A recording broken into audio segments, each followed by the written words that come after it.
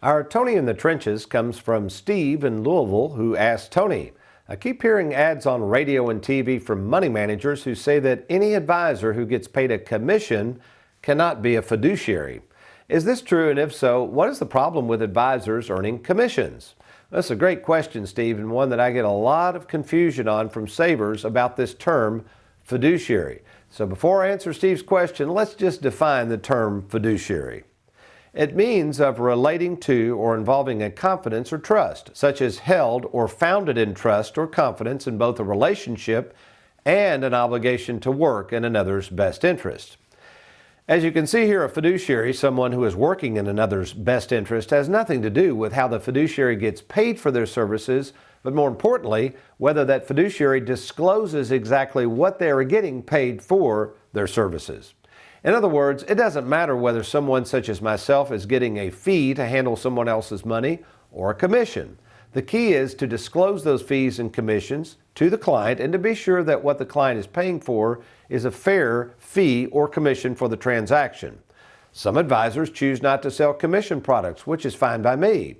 Others, such as us at Tony Walker Financial, sell both products for a fee and we sell products for a commission. However, there are money managers that charge twice what we do in terms of fees. I mean, check this out. So are they really a fiduciary if their fees are $5,000 more a year than ours?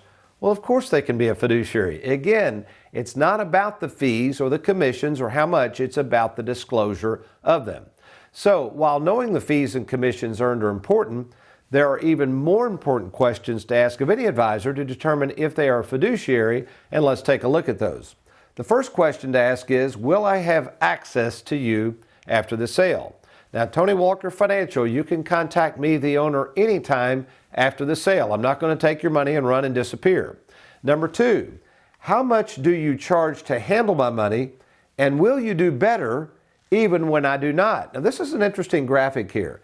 Back in 2008, I like to use this graphic. Notice when the market went down, in red are the different fees that this advisor charging 1.5% would make.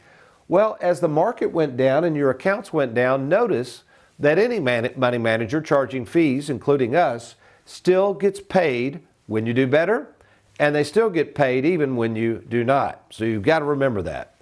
Let's take a look at number three, Derek. If you get paid a commission on the sale of products, what are they and who pays them?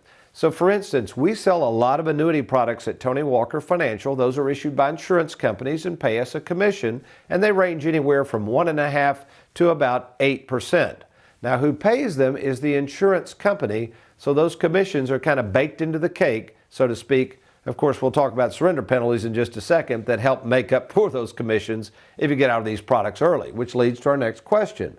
What happens if I have early withdrawal issues or take the money out sooner than the term? Well, again, you've got to check the products very carefully. There's a lot of products, including annuities, that if you get out prior to the end of a term, do charge some hefty fees and penalties.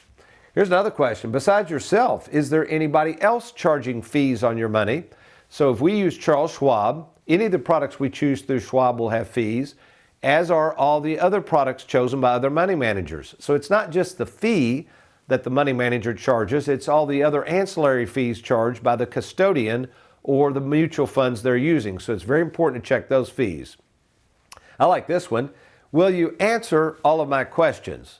Now, this may sound like a silly question, but it's a great question because I hear a lot of people who, after they turn over their money, the advisors don't want to tend to talk to them, or they look down upon them for asking routine, normal questions. At Tony Walker Financial, as I always say, there are no silly questions. We are happy to answer your questions, and we'll spend as much time as necessary with you to get those answered. And finally, ask them this question. Do you have Form ADV Part 2? And if they say, well, no, I don't, well, that means they're not a fiduciary because you have to receive one of these to prove that somebody's a fiduciary. Again, you can download ours at TonyWalkerFinancial.com if you want to take a look at our Form ADV Part 2. Thanks for watching. We hope you enjoyed that video. If you'd like, check out these other clips. And be sure to hit that like button and that subscribe button for more videos.